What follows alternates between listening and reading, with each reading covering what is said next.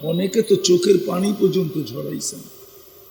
দানিয়াল আলাইহিস সালামের মতো নবী তো এতটুকু শুধু আল্লাহর কাছে আবেদন করছেন আর দোয়া আল্লাহ কবুল করছেন যে আমার মৃত্যুর পরে যেন আমাকে সুরক্ষিত রাখা হয়।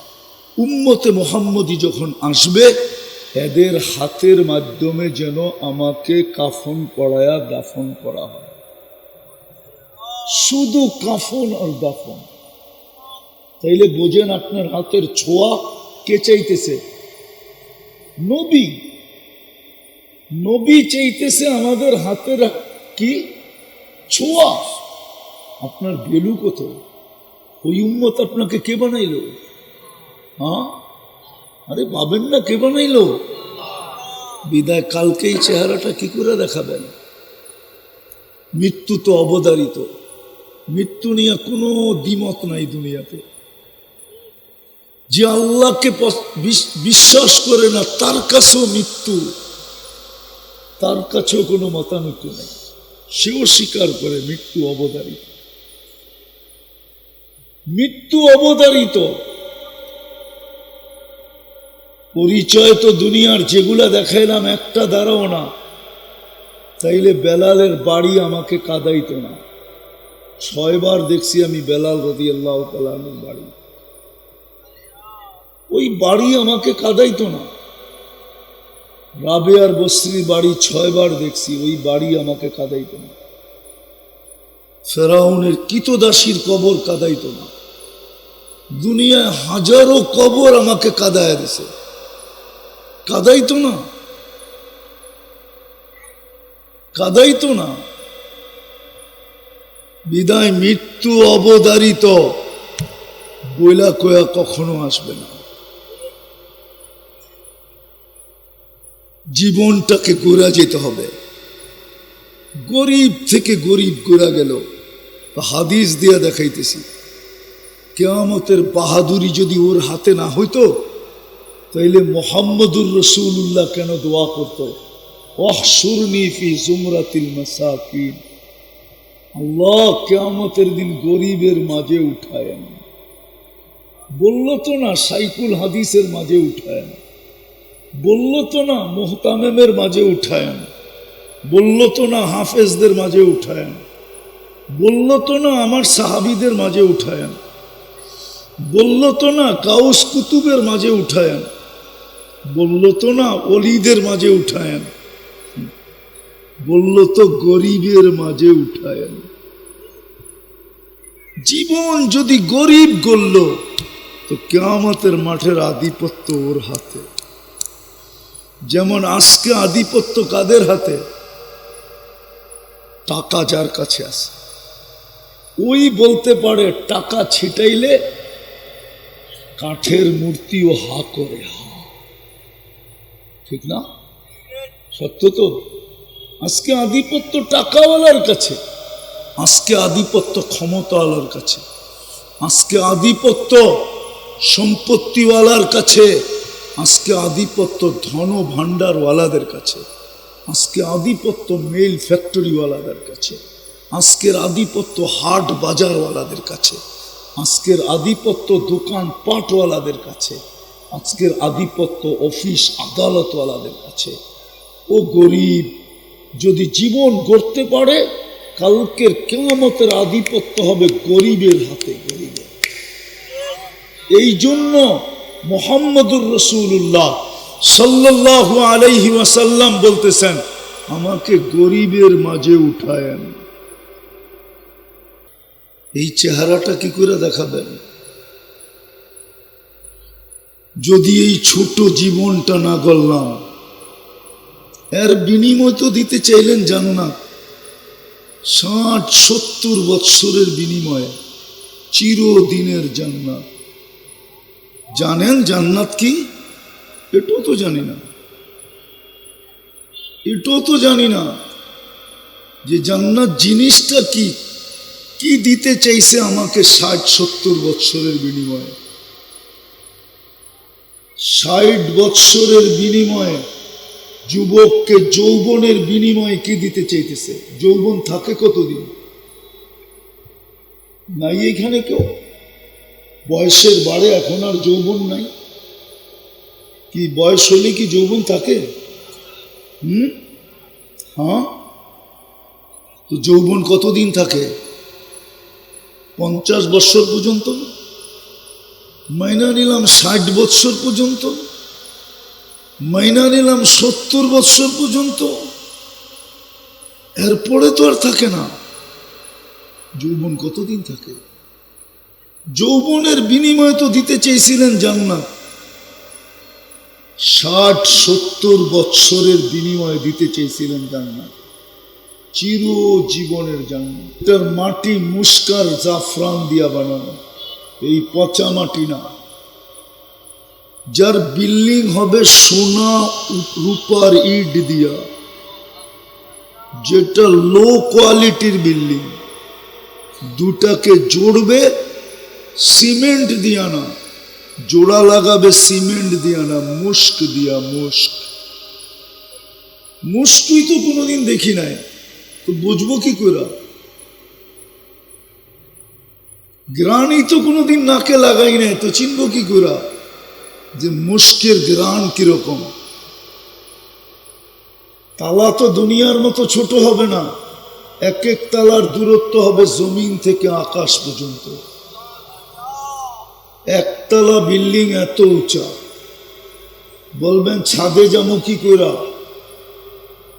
সুপার লিফট লাগানো আছে। লিফট চিনেন? অ্যাক্সেলেটর চিনেন? হাত দিয়া চালাইতে হবে না, ওটা মন দিয়া চলবে। আপনার মনে যা আসবে, যত তলায় যেতে অত তলায় চলে যাবে, চোখের পলকে যাবে, পলকে। চোখের পলকে যাবে।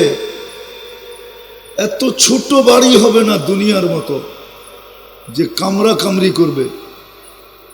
দুনিয়ার 10 গুণ বড় সবচেয়ে ছোট বাড়ি, ওটা দিবে, চিরদিনের জন্য দিবে। আনতাহইয়াও ফালা তামুতু আবাদা, চিরদিন জীবিত থাকবে, মৌত কোনোদিন আসবে না। আনতাসিহু ফালা তামরাদু আবাদা, চিরদিন সুস্থ থাকবে, অসুস্থ কোনোদিন হবে না।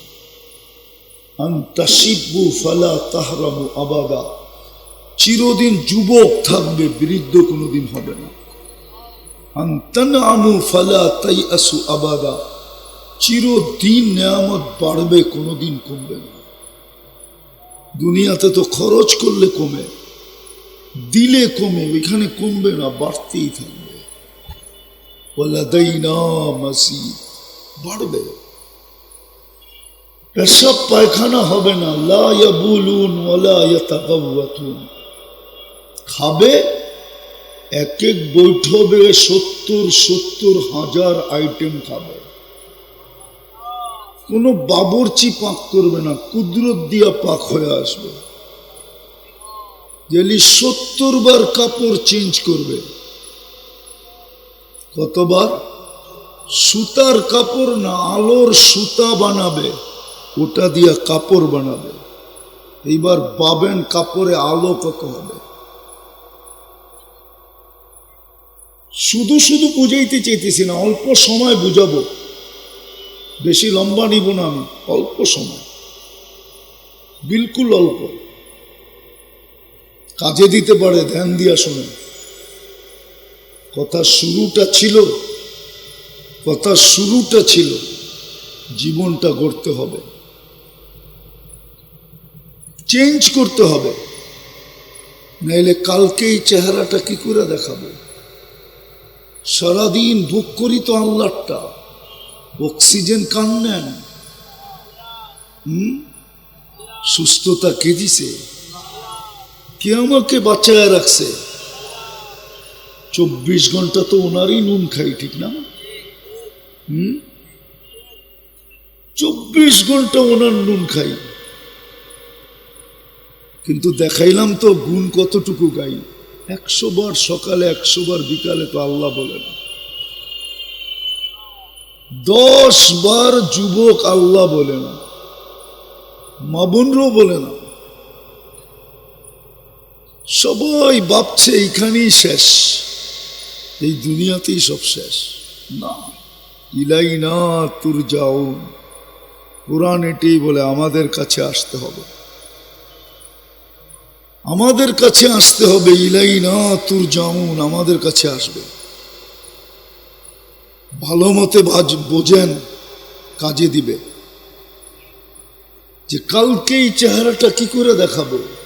কি পরিচয় দিবেন খুলনা বাড়ি, না পরিচয় দিবেন বাগের এলাকার লোক আমরা, বাগের হাট বাড়ি, না পরিচয় দিবেন যে আমরা মোল্লার এলাকার লোক, মোল্লা বাড়ির লোক? কোন পরিচয় দিবেন? যদি পরিচয় চলতো তাহলে আবু তালেবের কবর মানুষকে এখনো কাঁদাইত না। আবু তালেবের কবর দেখলে কান্না আসে, কান্না। আপনি না চিনলো আমি চিনি, আপনি না চিনলো আমি আবু তালেবের কবর চিনি। গত আগস্টও আমাকে কাঁদাইছে। আমি আগস্টের 17 তারিখে ছিলাম মক্কা মুকাররমা। কবর দেখলেই চোখে পানি আসে। আবু তালেবের কবর যে দেখে তাকেই কাঁদায়, যে এত বড় ব্যক্তিত্বের চাচা, সমগ্র সৃষ্টির আগে যার দিকে তাকাইলে দেখা যায় আল্লাহর সামনে বসা। কুরআন এটাই বুঝায়। আল্লাহর রসুল, আল্লাহ সূরা ইয়াসিন তেলাওয়াত করছেন সৃষ্টিরও 1000 বছর আগে, সমগ্র সৃষ্টির 1000 বছর আগে কিচ্ছু সৃষ্টি হয় নাই, আল্লাহ একা। ওই সময় আল্লাহ বলছেন কসম খায়া, আল কোরআনিল হাকিম ইন্নাকা লামিনাল মুরসালিন। আরবি গ্রামার বলে ওই সময় নবীজি মুহাম্মদুর রাসূলুল্লাহ আল্লাহর সামনে বসা ছিলেন। নাইলে আরবি গ্রামার মতে বলা চলে না ইন্নাকা লামিনাল মুরসালিন। ওলামা বুঝবে কা সম্বোধন ওই ব্যক্তিকে চলে যে সামনে উপস্থিত বসা, বা সামনে উপস্থিত তাকে বলা চলে কা। ইন্নাকা লামিনাল মুরসালিন। আর যখন দুনিয়াতে পা রাখছেন তো তাকাইলে দেখি কোথায় বসা জানেন? সৃষ্টির আগে বসা ছিলেন সামনে, সৃষ্টির পরে আর অস্তিত্বের পরে যখন তাকাই তো দেখি কোরআন বলে কাবা কাউসাইনি আও আদনা সুম্মা দানা ফাতাদাল্লা ফাআওহা ইলা আবদিহি মা আওহা। তাকাইলে দেখি আল্লাহর পাশে বসা ওই ব্যক্তিত্ব, ওনার চাচা 6 বৎসর 6 মাস বয়সের থেকে বুকে রাখছেন। 50 বৎসর 6 মাস 10 দিন যেদিন, ওদিন বাতিজাকে পাশে রেখা দুনিয়ার থেকে বিদায় নিছেন। 44 বৎসর 10 দিন পালছেন। চাচা নিজের হাতে কবরে নামাইছে, নিজের হাতে। মানবে না এই এলাকার ওলামা হয়তো, আল্লাহর রসুলের হাতের ছোঁয়া লাগলে ভাগ্য খুলে যেত, শুধু ছুঁয়া দিতেন, ছুঁয়া। আনাস ইবনে মালিক রাদিয়াল্লাহু তাআলা আনহু প্রমাণ দিছেন, ওনার দস্তরখানে খায়া শুধু হাত মুছছিলেন, উনি জীবনভর দস্তরখানকে পানি দিয়া পরিষ্কার করেন না, আগুন দিয়া পরিষ্কার করতেন। ময়লা হলে আগুনে নিক্ষেপ করতেন, আগুন ময়লাকে ছাই বানায় দিত, উনি বাহির করে ঝাড়া দিতেন, ফকফকে হয়ে যেত। বন্ধুরা জিজ্ঞাসা করতো, আনাস এই জাদু কোত্থেকে শিখলাম? বলে এটা জাদু না, এটা দোজাহানের বাদশাহ মুহাম্মদুর রাসূলুল্লাহর হাতের ছোঁয়া। যার হাতের ছোঁয়া লাগলে দুনিয়ার আগুন সুতা পড়াইতে পারে না, ওনার হাতে চাচাকে কবর দিছেন, ওনার হাতে নামাইছেন। নামায় একটা চিৎকার দিছেন, আম্মি আম্মি আম্মি, চাচা চাচা চাচা, মা তারাক্তালি সাবিলা, আমার জন্য কোনো রাস্তা রাখলেন না, আমার জন্য কোনো রাস্তা রাখলেন না। বললাম কলেমা পড়েন, পড়েন নাই। বললাম আমি পড়বো, আপনি ঠোঁট হেলাবেন, আওয়াজ করতে হবে না, তাও করেন নাই। বলছিলাম চুপ থাকেন, কিচ্ছু বললেন না, চুপচাপ চলে যান। কিন্তু আপনি সর্বশেষ একটা চিৎকার দিছেন, আলা মিল্লাতি আব্দুল মুত্তালিব, আব্দুল মুত্তালিবের ধর্মের উপরে চলে গেলাম। চাচা আমার জন্য কোনো রাস্তা রাখলেন না। সম্পর্ক যদি চলতো, সোসাইটি যদি চলতো, তাহলে মক্কার চেয়ে তো কোনো সোসাইটি আল্লাহ তৈরি করেন নাই। এ তো জিবরিল আব্দুল আরদা, আমি জমিনকে ছাইনা দেখছি, মা ওয়াজাদতু আতিয়াবা মিন মক্কা, মক্কার চেয়ে উত্তম কোন জমিন আমি দুনিয়াতে পাই না, যেখানে আল্লাহর ঘর মাসাবাতাল লিন্নাসি ওয়া আমনা, মান দাখালাহু কানা আমিনা, বাইতাল্লাহিল হারাম। ওই জমিন, এর চেয়ে বড় সোসাইটি কোথায় আছে দুনিয়া? বংশ হাশেমি কুরাইশের চেয়ে উত্তম কোনো তো বংশ দুনিয়াতে পাই রাখে না। জিবরিল আলাইহিস সালামের ফতোয়া কাল্লাবতুল কাবাইলা কুল্লা, দুনিয়ার সমস্ত গোত্র ছাইনা দেখছি, মা ওয়াজাদতু আশরাফা মিন কুরাইশ, কুরাইশের চেয়ে উত্তম কোনো বংশ দুনিয়াতে আসে না, আমি আসবেও না। ওই বংশের আবার হাশেমি, হাশেমি তো আরো উঠবে। আল্লাহ বংশ দেখবেন, সোসাইটি দেখবেন, সম্পর্ক দেখবেন। আর কতগুলো বলবো, কার ঘরে জন্ম নিলেন এটা দেখবে না, কার ঘরে জন্ম নিলেন এটা দেখবে না। এই জন্য কথার শুরুটা ছিল জীবনটাকে গড়া যেতে হবে, তারে নারে করলে চলবে না, আল্লাহকে চেহারাটা কালকে দেখাইতে হবে। কিভাবে দেখাবেন ভাবেন না, একটু চিন্তা করেন, চলে তো যেতে হবে। এই চেহারাটা নিয়ে দাঁড়াবো কি করে, প্রশ্নের উত্তর দিব কি করে? ডেলি তো 1,60,000 বার শ্বাস প্রশ্বাস নেই, 1,60,000 বার। ডেলি তো 550 লিটার অক্সিজেন নেই। লিটার চিনেন?